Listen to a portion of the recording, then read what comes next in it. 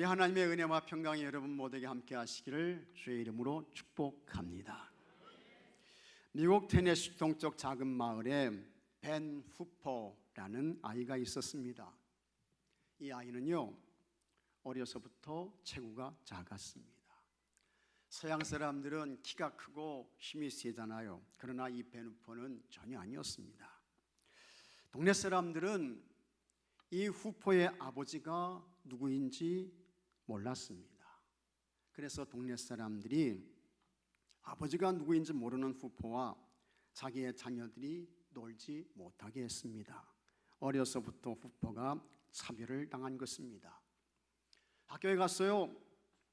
그는 같은 반 학생들과 비교해서 몸집도 작고 힘도 약했습니다. 그런 후퍼는 아이들에게 따돌림을 당했습니다. 왕따를 당한 거예요. 후퍼에게는 가정생활도 학교생활도 순탄하지 않았습니다. 그런데 참 다행스러운 것은 이 후퍼가 살고 있는 마을에 교회가 있었습니다. 그가 12살이 되던 해에 그 마을에 있는 교회에 새로운 목사님께서 부임해 오셨습니다. 목사님께서 교회를 섬기는 목회를 아주 열심히 힘껏 하셨습니다. 목사님께서 사람들을 칭찬했습니다. 학생들을 격려했습니다. 축복했습니다. 이렇게 하시니까 그 교회뿐만 아니라 지역의 모든 사람들이 목사님을 존경했습니다. 교회가 부흥했어요. 그러나 그때에도 후퍼는 교회에 나오지 않았습니다. 그러다가 목사님이 오셔서 학생들을 축복하고 격려하고 칭찬한다는 그 같은 이야기를 듣고 이 후퍼가 힘들잖아요. 외롭잖아요. 어렵잖아요. 그러니까 나도 교회에 좀 가볼까 해서 이 후퍼가 교회에 나오기 시작했습니다.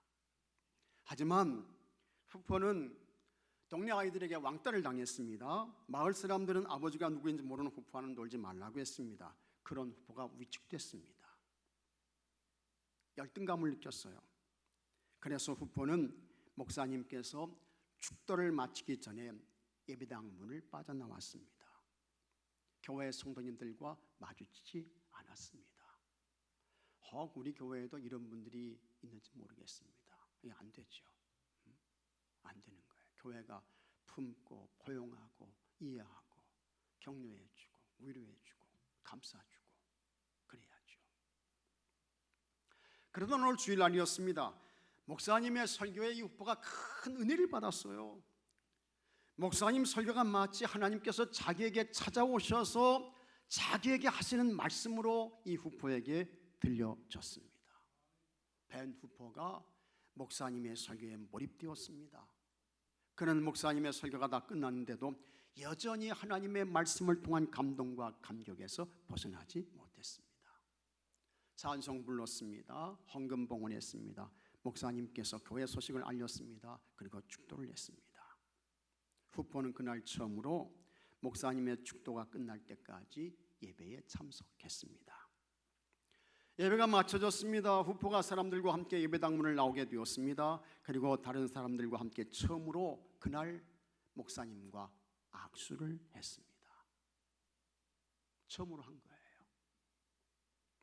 목사님께서 후퍼의 손을 잡고 물었습니다. 내가 누구의 아들이지? 목사님의 이 말에 주변이 갑자기 조용해졌습니다. 사람들이 다 얼음이 되어버렸어요.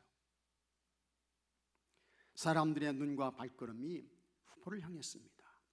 그때에 목사님께서 후퍼의 손을 잡은 채 다시 말했습니다. 그래, 네가 누구의 아들인지 알겠다. 너는 내 아버지를 닮았기 때문에 금방 알 수 있었단다. 주변 사람들의 얼굴이 점점 더 굳어져 가고 있었습니다. 지금 여러분들 표정하고 똑같은 것 같아요. 다 표정이 굳어 있으세요. 목사님이 무슨 말씀을 하실지 무슨 이야기를 할지 그냥 목사님의 입만 쳐다보고 있는 거예요. 목사님께서 그때 후퍼의 손을 잡은 채 이렇게 말했습니다. 맞아! 너는 하나님의 아들이야. 내 모습을 보면 알 수 있거든. 그리고 당황해서 예배당을 빠져나가는 후포를 향해 목사님께서 이렇게 소리쳤습니다. 너는 하나님의 아들답게 훌륭한 사람이 되어야 한다. 세월이 흘렀어요. 벤 후포가 하나님 교회에서 하나님의 사람으로 잘 크고 성장했습니다. 감사한 거죠. 고마운 것입니다. 그 후포가 테네시 주의 주지사가 되었습니다. 그리고 취임식을 하게 돼요. 그때 후포가 이렇게 말합니다. 내가 존경하는 목사님을 만나서 내가 하나님의 아들이라는 그 말을 듣던 바로 그날이 테네시 주지사가 태어난 날입니다. 목사님을 만나고 그 목사님을 통해서 은혜를 받고 예수님을 만나고 그것을 통해서 내가 오늘 이렇게 성장하고 여기까지 와서 테네시주의 주지사가 되었습니다. 그 이야기를 하고 있는 것입니다. 후포가 좋은 목사님 만났어요. 그 목사님 통해서 예수님 만났습니다. 교회 안에서 하나님의 사람으로 성장했습니다. 그런 하나님이 기뻐하시는 멋진 사람이 됐습니다. 하나님 나라와 하나님 뜻에 쓰임받는 훌륭한 사람이 되었던 것입니다. 그것처럼 여러분 우리도 예수님 만나야 합니다. 믿으시면 아멘 하십시오. 예수님 만나셔야 돼요. 예수님 안에 계셔야 합니다. 예수님께서 주인이신 교회 안에 있어야 합니다. 그러면 인생의 목적이 명확해집니다. 삶의 존재 이유와 근거가 확실해지는 거예요. 내 영광과 나의 유익이 아닌 예수님을 위해 사는 사람, 하나님 나라와 주님 영광을 위해 사는 사람, 이런 사람이 되는 것입니다. 그 인생의 삶에 풍성한 열매와 결실도 있게 됩니다. 그러면 우리의 구원과 행복과 기쁨의 근원이 되시는 예수님, 이 예수님은 어떤 분일까? 오늘 예수님께서 말씀하셨습니다. 1절에 나는 참 포도나무요 내 아버지는 농부라. 예수님 누구세요? 참 포도나무라고 하셨습니다. 참 포도나무. 예수님께서 사람들에게 하나님 나라 천국의 복음을 전파하실 때에 예수님께서 사용하셨던 방법이 있습니다. 그것이 비유라는 것입니다. 그래서 마태복음 13장에 보게 되면 각종 비유가 나옵니다. 천국 비유를 말씀하시는데 겨자씨 비유도 나오고 좋은 땅의 비유도 있고 누룩 비유도 있고 진주 비유도 있고 가라져 비유도 나옵니다. 그물 비유도 있습니다. 다 하나님 나라 천국을 말씀하는 비유인 것입니다. 그 다음에 계속해서 예수님께서 비유를 통해서 자신을 말씀하셨습니다. 그래서 예수님께서 생명의 떡이라고 했습니다. 예수님은 구원의 문이라고 했습니다. 또 예수님은 생명의 빛이라고 했습니다. 또 예수님은 선한 목자라고 했어요. 예수님은 부활이요 생명이라고 했고 예수님은 길과 진리와 생명 되신다고 했습니다. 그리고 예수님께서 오늘 요한복음 15장 1절에서는 어떻게 해요? 나는 참 포도나무다. 예수님 이렇게 말씀하십니다. 이와 같은 것들을 보게 되면 예수님은 아주 가까이 있는 것들을 통해서 하나님 나라 천국을 말씀하셨습니다. 그리고 삶의 현장에서 멀리 떨어져 있는 그와 같은 것들을 말씀하시지 않고 주변에 있는 것들, 이런 것들을 통해서 예수님 자신이 누구다 하는 것을 가르쳐 주셨습니다. 우리 예수님께서 자신을 가리켜서 참 포도나무라고 했습니다. 이스라엘은 기후가 건조하죠. 그래서 1년 강수량이 약 600에서 700mm 정도 됩니다. 우리나라의 절반 정도로 보시면 맞습니다. 이런 기후 조건은 포도 농사를 하기에 아주 적합했습니다. 포도나무에서 순이 돋고 잎이 나오는 3월에서 4월에 이스라엘에는 늦은 비가 내립니다. 늦은 비가 와요. 3월에서 4월. 그 비로 곡식은 열매를 맺고 그 다음에 이 비로 포도나무는 잘 자라게 되는 것입니다. 그 후에는 비가 잘 오지 않습니다. 태양이 강하게 내리쬐면서 포도의 당도가 올라갑니다. 그래서 6월달 정도에 첫 포도를 수확하게 됩니다. 맛 좋은 포도가 열려요. 맛 좋은 포도가, 좋은 포도가 열립니다. 그리고 이것이 이제 7월에서 8월까지 이어지게 되는 것입니다. 그러면 왜 예수님께서 자신을 참 포도나무라고 하셨을까? 이스라엘 나라에는 나무가 많습니다. 우리나라도 물론 많지만 감람나무도 있고 조금 백향목도 있고 뭐 정려나무도 있고 상수리나무도 있고 사과나무도 있어요. 근데 다른 건 다 아니고 예수님께서 하시는 말씀이 나는 참 포도나무다. 예수님이 이렇게 말씀하시는 거예요. 왜 그러셨을까? 이 포도나무를 통해서 말씀하시려고 하셨던 아주 중요한 영적 교훈이 포도나무에 있었기 때문입니다. 그러면 포도나무를 통해서 얻게 되는 영적 교훈이 어떤 것일까? 첫째로 포도나무는 매년 껍질을 벗깁니다. 아주 중요한 영적 교훈이 여기에 있습니다. 나무 중에서 매년 껍질을 벗겨내는 나무는 뭐밖에 없어요? 포도나무밖에 없어요. 포도나무는 껍질을 벗겨내는 거예요. 다른 나무는 여러분 절대로 껍질을 벗기지 않습니다. 껍질을 벗기면 안 됩니다. 껍질을 벗기면 나무 죽어요. 그래서 우리 지역에 밤나무 많은데 여러분, 밤 농사 지을 때마다 매년 껍질을 벗깁니까? 껍질 벗겨요? 껍질 벗기면 그 나무 죽습니다. 사과나무 껍질 벗기지 않습니다. 배나무 껍질 안 벗겨요. 복숭아나무도 마찬가지예요. 살구나무도 대추나무도 껍질 벗기면 안 돼요. 소나무 같은 경우에는 껍질을 벗겨내면 그 상처를 스스로 치유하고 보호하기 위해서 이 나무가 뭘 냅니까? 송진을 내는 거예요. 그리고는 그 상처를 감싸죠. 근데 이게 이제 이 껍질을 너무 많이 벗기고 상처가 크게 되면 이 소나무도 견디지 못하고 죽습니다.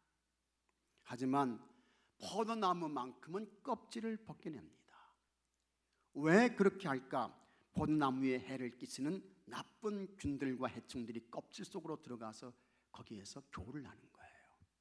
그리고 날이 따뜻해지면 그것들이 살아서 포도나무를 공격하죠. 때문에 부지런한 농부는 수확이 끝나고 다음 해 농사를 시작할 때 포도나무의 껍질을 반드시 벗겨냅니다. 벗겨낸 껍질들은 모아서 불로 태워요. 그래야 한 해의 포도 농사를 병충해 피해 없이 잘 지을 수 있습니다. 더군다나 예수님 당시에는 포도나무에 해를 끼치는 나쁜 균을 죽이거나 해충을 제거하는 농약 없었습니다. 다 유기농이었습니다. 그러니 농부는 더욱 포도나무의 껍질을 벗겨내는데 많은 수고를 했습니다. 포도나무의 껍질을 어느 정도 벗겨내느냐에 따라 한 해의 포도농사가 결정이 났습니다. 그래서 포도농사에서 껍질을 벗겨내는 것은 아주 중요한 농부의 수고였습니다. 그런데 우리의 신앙생활도 뭐냐? 하나님 앞에서 여러분 껍질을 벗는 것입니다. 예수 그리스도의 보혈의 피로 허물과 죄의 껍질을 벗어야 하는 줄로 믿으시기 바랍니다. 예수님 보혈의 피밖에 없어요. 허물과 죄의 껍질을 벗겨낼 수 있는 것은 예수님의 보혈, 예수님의 피밖에는 없는 것입니다. 이 허물과 죄의 껍질이 벗겨져야 죄사함 받아요.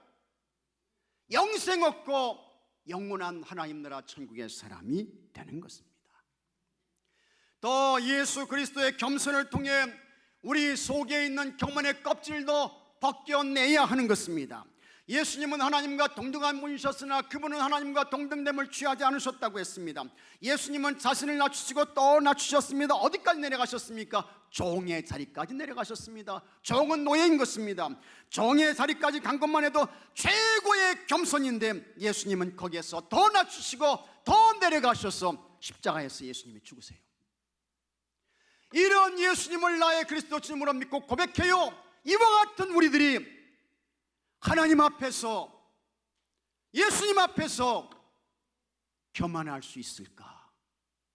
교만 떨 수 있어요? 교만 부릴 수 있습니까? 이와 같은 주님 앞에서요. 내 허물과 죄를 사하시기 위해 십자가에서 피를 쏟으시고 몸을 치시며 죽으신 그 예수님 앞에서 나 중심의 삶을 살 수 있습니까? 내가 하고 싶은 거, 내가 편한 대로, 내가 좋은 대로, 사사기의 말씀 그대로, 내 소견대로 행할 수 있어요? 내 허물과 죄를 사하시기 위해 하나님의 뜻대로 몸을 찢으시고 피를 흘리며 죽으신 그 예수님을 그리스도 주님으로 믿고 고백하며 살아가는 그 주님 앞에서 그렇게 할 수는 없는 것입니다. 열등감의 껍질도 벗어야 됩니다. 열등감의 껍질도 다른 사람과 비교하면서, 아, 저 사람은 저런데 나는 왜 이러지? 비교하고 열등감의 껍질, 이거 벗으셔야 돼요. 하나님께서 여러분을 지명하신 줄로 믿으시기 바랍니다. 하나님께서 여러분을 성별하셨어요. 하나님께서 여러분을 구분하셨어요. 하나님께서 여러분을 성민으로 택해 주셨습니다. 여러분 다 거룩한 존재예요. 복된 사람들이에요. 우리가 와 같은 사실을 기억하면서 하나님 앞에서 세상의 삶에서 여러분 위축되면 안 됩니다. 사도 바울이 말씀했습니다. 로마서 8장 39절에 높음이나 깊음이나 다른 어떤 피조물이라도 우리를 우리 주 그리스도 예수 안에 있는, 같이 하겠습니다. 하나님의 사랑에서 끊을 수 없으리라. 다 같이 하면 하나님의 사랑에서 끊을 수 없으리라. 여러분 그런 사람이에요. 그런 존재세요. 그러니 모든 열등감의 껍질을 벗고 거룩한 자존감으로 살아가시기를 주의 이름으로 축복합니다. 거룩한 자존감으로. 하나님께서 모세를 부르셨습니다. 출애굽의 역사를 위해서 모세를 택하시는데 호렙산 떨기나무 가운데에서 하나님께서 모세를 찾으세요. 근데 그 떨기나무에 불이 붙었는데 이 불이 꺼지질 않아. 불이 안 꺼져요. 그 불꽃 가운데에서 모세야 모세야, 하나님께서 모세를 부르십니다. 그리고는 하나님께서 이렇게 말씀하십니다. 출애굽기 3장 5절에 하나님이 이르시되 이리로 가까이 오지 말라. 내가 선 것은 거룩한 땅이니 내 발에서 신을 벗으라. 하나님께서 모세에게 신을 벗으라고 했습니다. 이 신을 벗으라, 이 말은 너 껍질 벗어라, 그런 말씀이에요. 40년 애굽 왕자의 껍질 너 그거 벗어야 돼. 40년 미디안 광야 목자의 껍질 그거 벗어야 돼. 그리고 이제부터는 하나님의 손에 붙잡힌 하나님의 종, 하나님의 지도자로, 하나님의 사역자로 너 새로운 삶을 시작해라. 하나님께서 말씀하세요. 그 증표로 하나님께서 모세의 손에 뭘 들려주십니까? 하나님의 지팡이, 하나님의 지팡이를 들려주시는 거예요. 그 모세가 이스라엘 백성들을 출애굽시켰습니다. 홍해를 건넜습니다. 40년 동안 광야에서 이스라엘 백성들을 이끌었습니다. 껍질을 벗은 모세가 하나님께 아주 귀하고 소중하게 쓰임 받았습니다. 이제는 우리가 껍질 벗어야 됩니다. 예수님 보혈의 피로 죄의 껍질을 벗으십시오. 교만의 껍질 벗으세요. 어떤 사람은 원망하잖아요. 불평하잖아요. 누구를 비난하고 탓하잖아요. 원망의 껍질 벗어야 됩니다. 불평의 껍질 벗으셔야 돼요. 다른 사람을 탓하는 껍질 벗으셔야 돼요. 다른 사람과 비교하는 열등감의 껍질도 벗어야 돼요. 열심을 품고 주님을 사랑하며 경외하며 부지런히 살아야 되는데 영적으로 게을러 예배 생활도 잘 안 하시고 하나님의 말씀도 가까이 하지 않으시고 기도하지도 않고 영적으로 게을러요. 그 게으름의 껍질도 여러분 벗어야 됩니다. 내 마음대로, 내 생각대로, 내가 편한 대로, 자기 소견대로 행하는 자기 중심의 껍질도 벗어야 돼요. 이렇게 모든 불신앙의 껍질, 또 불순종의 껍질 벗어서 하나님께 붙잡혀지고 하나님께 아주 귀하고 복되고 소중하게 쓰임받는 여러분들이 되시기를 바랍니다. 둘째로, 포도나무는 매년 가지를 자릅니다. 2절에 무릇 내게 붙어있어 열매를 맺지 아니하는 가지는 아버지께서 그것을 같이 하겠습니다. 제거해 버리시고. 여기 제거한다 이 말은 뭡니까? 가지친다 그 말이에요. 가지를 치는 거예요. 제거해 버리시고 물은 열매를 맺는 가지는 더 열매를 맺게 하려 하여 그것을 깨끗하게 하시느니라. 이 깨끗하게 한다 이 말도 뭡니까? 가지를 친다는 것입니다.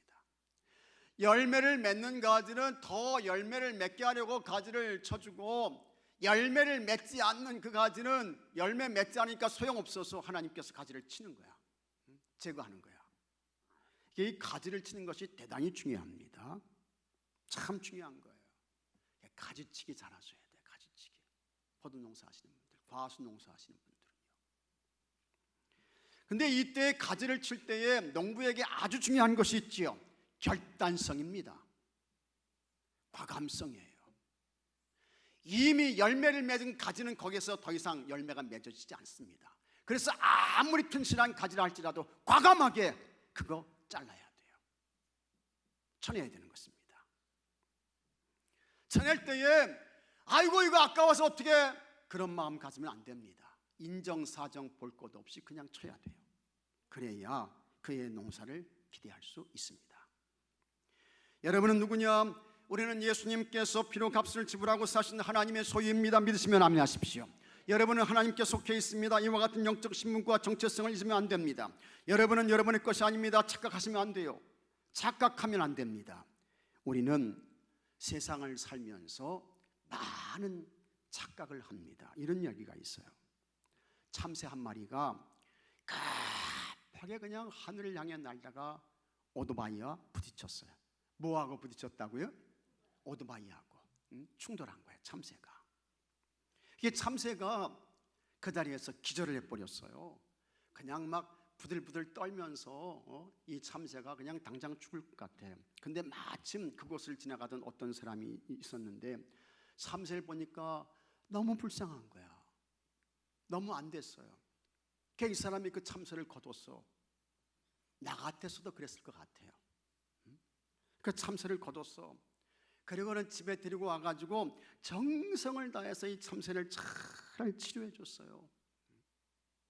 그랬더니 이 참새가 여러분 깨어났습니다.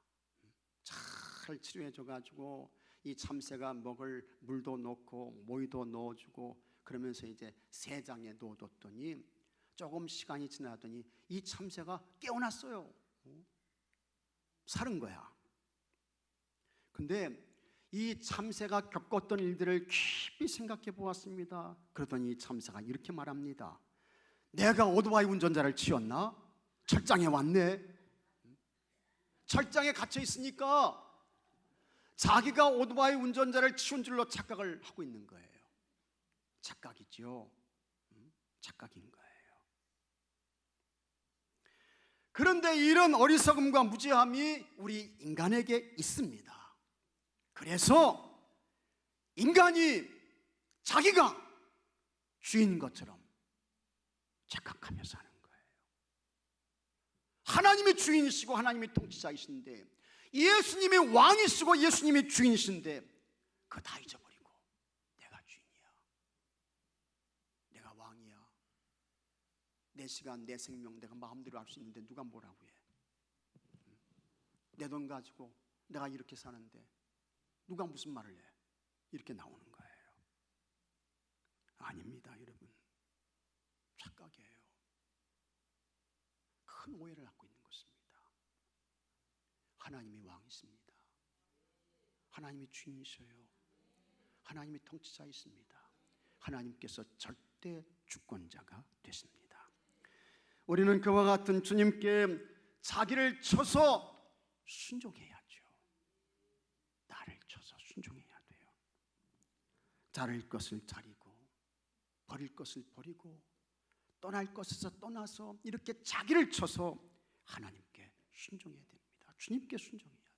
예수님 따라가야 돼. 그 삶에 평안이 있고 행복이 있고 또 기쁨과 감사와 즐거움이 있게 되는 줄로 믿으시기 바랍니다. 형통도 있고 행복도 있고 그런 것입니다. 잘림을 당할 때는 굉장히 아픕니다. 잊어버리는 것처럼 아까운 마음과 생각이 들 때도 있습니다. 그러나 여러분, 자르지 않으면 열매는 없습니다. 나는 하나님 앞에서 무엇을 자르고 어디에서 떠나야 할까?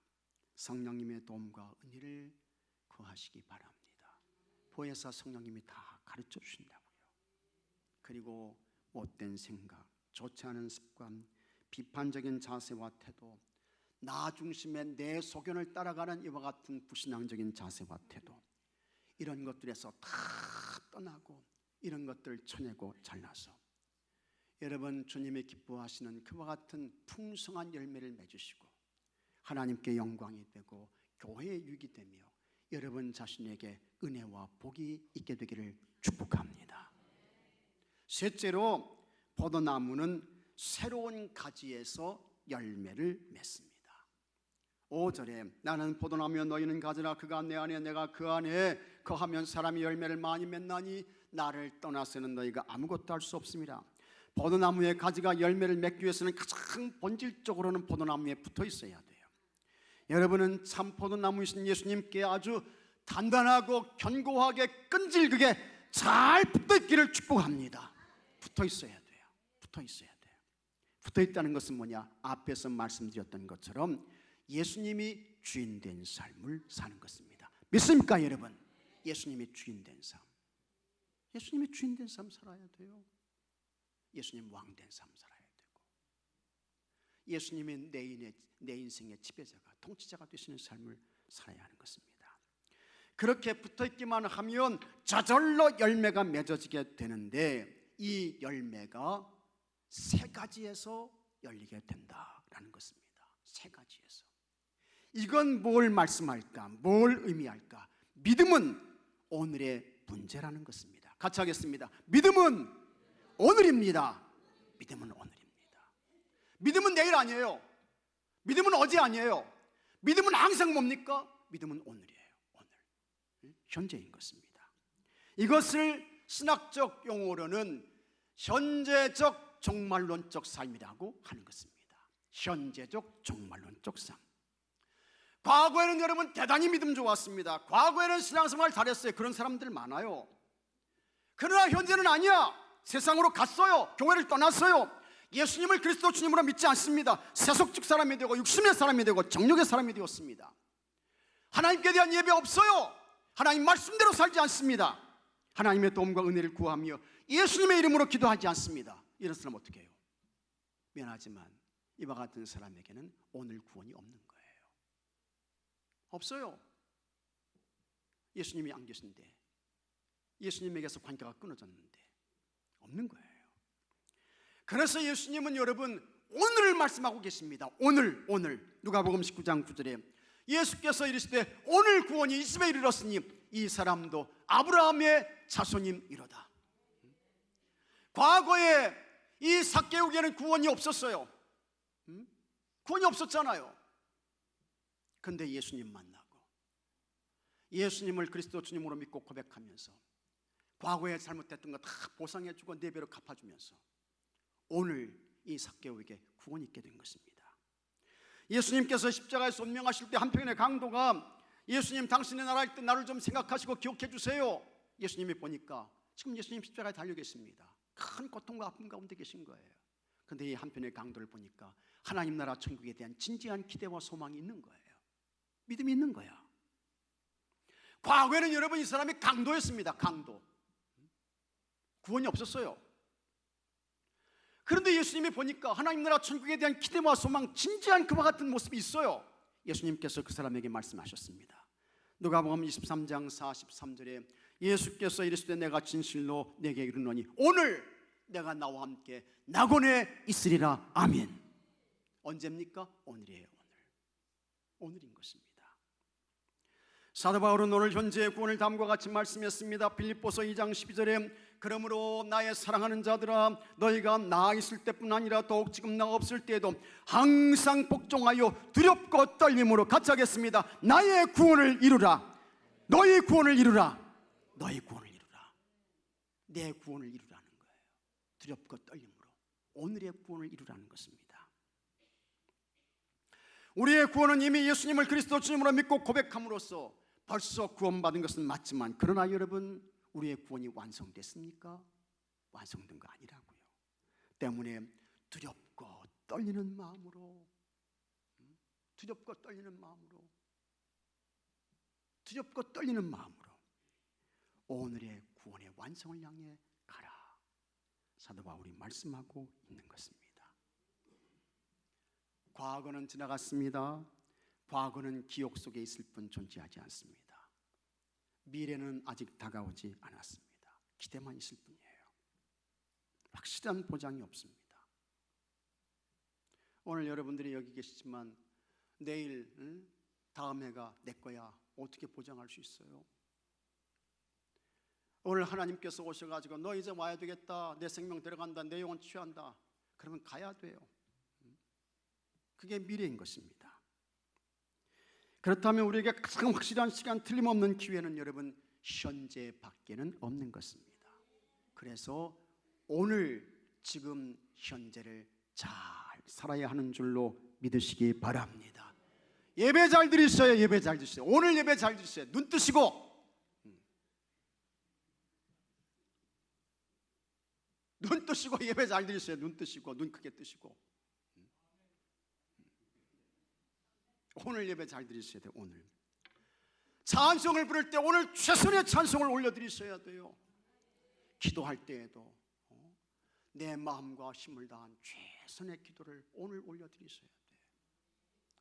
오늘 하나님 앞에 봉헌할 때에도 최선의 봉헌을 드리셔야 돼요. 내일 드리면 되지 보장할 수 없어요. 다음에 하면 되지 다음에 어디 있어요? 신앙은 언제나 오늘인 것입니다. 그래서 오늘 예수님 믿는 신앙생활 잘 하셔야 되고, 오늘 예배 잘 드리셔야 되고, 오늘 이곳에서 찾아오셔서 임재하시는 하나님을 뵙고 만나고 주의 음성을 들어야 하는 줄로 믿으시기 바랍니다. 요즘에는 연세 드신 어른들뿐만 아니라 젊은 사람도요, 건망증이 너무 심하대요. 건망증이. 그래서 아시는 대로 어떤 사람은 전화하면서 내 스마트폰 어디 있지, 그런 사람도 있고, 어떤 사람은 밥 먹으면서 내 숟가락 어디 있지, 이런 사람도 있고, 별 사람이 다 있어요. 근데 이게 젊은 사람이나 나이 드신 분들이나 이게 이제는 별 차이가 없다는 거예요, 여러분. 심지어는 이런 경우도 있습니다. 공부하는 학생이요, 자기가 몇 학년인지 몰라. 자기가 몇 학년이지 그걸 몰라. 그 다음에 자기가 몇 반인지도 몰라. 내가 2학년 1반인지 4반인지 5반인지 이걸 몰라요. 그래서 다른 학년 가가지고 다른 반에서 수상된다는 거예요. 그 다음에요, 젊은 사람들도 얼마나 건망증이 심한지, 이게 자기가 이제 공부하는 학생이잖아요. 자기가 공부하는 학생이잖아. 그러면 자기가 열심히 공부해야 되는데 집에 돌아와가지고는 아버지 엄마를 향해서 아빠 엄마 열심히 공부하세요 그런데요, 자기가 공부해야지, 자기가. 그래서 대학도 가고 취업시험도 합격하고 그래야지. 자기는 공부하는 거 잊어버리고 아버지 엄마한테 아빠 엄마 열심히 공부하세요 그런다는 거예요. 요즘 세상이 여러분 그렇습니다. 그런데 다른 건 다 잊어버려도 절대로 잊어버리면 안 됩니다. 예수님, 예수님, 우리 예수님 잊어버리면 안 되는 줄로 믿으시기 바랍니다. 예수님 잊어버리지 말아야 돼요. 그리고 여러분은 항상 오늘 현재 예배 자리에 있게 되기를 바랍니다. 예배 자리에 있으셔야 하는 것입니다. 오늘 예수님 믿는 신앙생활 잘 하시고 오늘 예배 잘 드려서 9월의 완성을 향해 전진하며 심차게 앞을 향해 올라가시는 여러분들이 되시기를 주의 이름으로 축복합니다. 다 같이 기도합시다. 우리 예수님은 참포도나무가 되십니다. 우리는 예수님께 붙어있는 가지입니다. 좋은 열매, 풍성한 열매를 맺어 하나님께 영광을 올려드려야 하겠습니다. 그러기 위해서 내가 아버지 껍질을 벗어야 되겠습니다. 악하고 불의한 못된 껍질 다 벗게 하여 주시옵시고 잘라내야 할 것이 있습니다. 끊어야 할 것이 있습니다. 떠나야 할 것이 있습니다.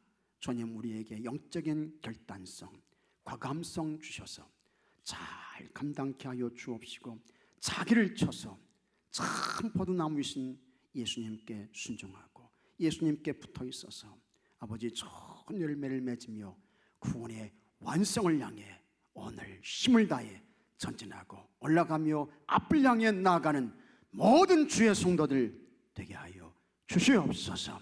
우리 주 예수 그리스도 이름으로 기도하옵나이다. 아멘.